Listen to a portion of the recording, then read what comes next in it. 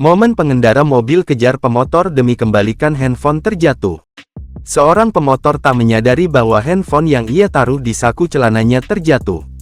Beruntung, pengendara mobil yang berada tepat di belakang pria itu menyadari peristiwa tersebut. Mereka pun lantas memungut handphone tersebut dan berusaha untuk mengembalikannya. Tampak, layar handphone pemotor tersebut retak usai terjatuh. Pengendara mobil tersebut sempat tertinggal oleh sang pengendara motor. Namun, pada akhirnya pemotor tersebut berhasil ditemukan ketika berhenti di sebuah pertigaan jalan. Belok kanan. Kamu lihat yang itu tuh? Iya, yang kotak putih kan. Aduh. Ini. Pengendara motor tersebut berusaha keras untuk memanggil pemotor itu, ia bahkan berulang kali membunyikan klakson.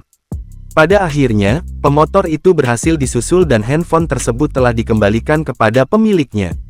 Pemotor yang tak sadar bahwa handphonenya itu terjatuh pun tampak tersenyum dan berterima kasih kepada pengendara mobil tersebut. Diketahui, video tersebut viral usai diunggah oleh akun Instagram @valenfone, pada Jumat tanggal 19 Januari tahun 2023. Tidak dijelaskan pasti lokasi peristiwa itu terjadi.